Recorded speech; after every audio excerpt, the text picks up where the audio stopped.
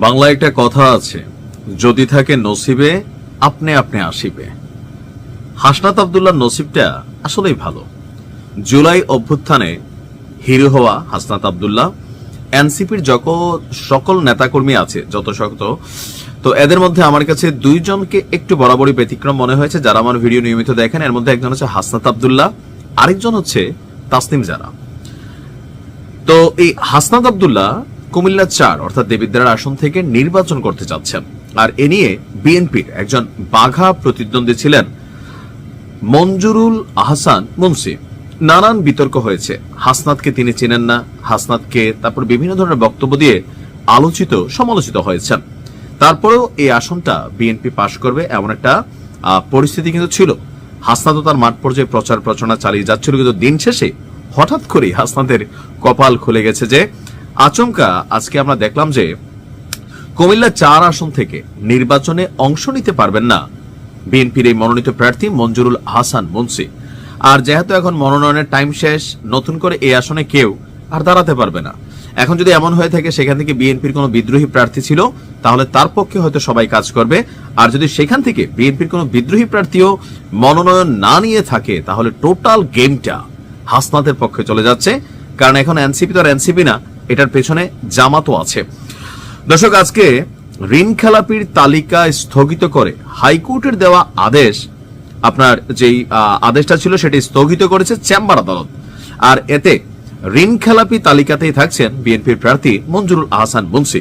এই যে ঋণ খেলাপি আসলে কি?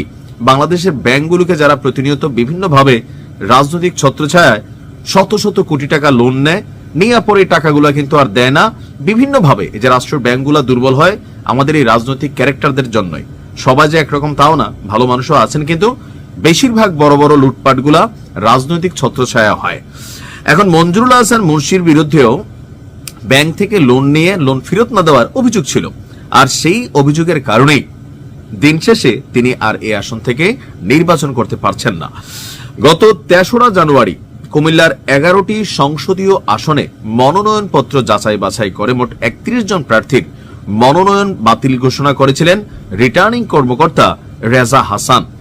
সেই সঙ্গে ওই দিন ৭৬ জনের মনোনয়নপত্র বৈধ ঘোষণা করা হয়। আর ওই দিন কিন্তু মঞ্জুরুল আহসান মুন্সির মনোনয়নপত্র বৈধ ঘোষণা করা হয়েছিল। এর মধ্যেই সম্প্রতি ঋণ খেলাপি নিয়ে সরকারের বা নির্বাচন কমিশনের একটা শক্ত অবস্থান আমরা দেখেছিলাম। তো সেই ঋণ খেলাপির তালিকায় মঞ্জুরুল আহসান মুন্সির নাম উঠে এসেছিল। সেই তালিকা আবার স্থগিত করে দিয়েছিল হাইকোর্ট।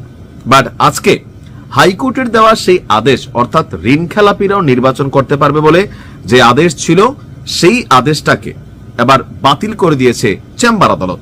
তো এরপরে কি আর আসলে কোনো কিছু আছে? হ্যাঁ আছে, এখনো আপনার সামনের দিকে যাওয়ার সুযোগ আছে, তবে সেটা আদালতের রায়ের মাধ্যমেই হতে হবে। বলা হচ্ছে যে আপনার এখানে শুধু মঞ্জুরুল আহসান মুন্সি না, আমরা যদি দেখি রেজা হাসান বলছেন কুমিল্লা ১ আসনে ৫ জন, কুমিল্লা ২ আসনে ৪ জন, কুমিল্লা ৩ আসনে ২ জন, কুমিল্লা ৪ আসনে ২ জন, কুমিল্লা ৫ আসনে ১ জন, কুমিল্লা ৬ আসনে ২ জন প্রার্থীর মনোনয়ন পত্র বাতিল করা হয়েছে। এখন বিভিন্ন কারণে তাদের বাতিল হয়েছে। স্বাক্ষর সংক্রান্ত ত্রুটি, প্রয়োজনীয় ১% ভোটার তালিকা অসামঞ্জস্যতা, প্রয়োজনীয় কাগজপত্রের ঘাটতি এবং ব্যাংকের হিসাব সংক্রান্ত নথিপত্র যথাযথভাবে দাখিল না করায় এসব মনোনয়ন বাতিল করা হয়। তবে আইন অনুযায়ী তাদের এখনো আপিলের সিদ্ধান্ত ছিল বলে আমরা জানছি। তো আজকের এই সিদ্ধান্ত যেটা শতভাগ হয়ে যাচ্ছে তাও না, আমার ধারণা যে এটার বিপরীতে আবার ঋণ খেলাপি যারা আছেন তাদের সংখ্যাটা কম না, যারা এবার নির্বাচনে মনোনয়নপত্র পাইছেন। আর ম্যাক্সিমামই হচ্ছে বিএনপির প্রার্থী। সো বিএনপি এই মুহূর্তে রাজনীতির মাঠে প্রভাব বিস্তার করছে। তো এখানে হয়তো পরিবর্তন আসতেও পারে। তবে এই মুহূর্তে হাসনাত আব্দুল্লাহর জন্য আমার মনে হয় যে চান রাত চলতেছে। আর দেখা যাক আসলে কি হয়। তবে পরিস্থিতি হঠাৎ করে হাসনাতের পক্ষে চলে গেছে আমার কাছে মনে হচ্ছে।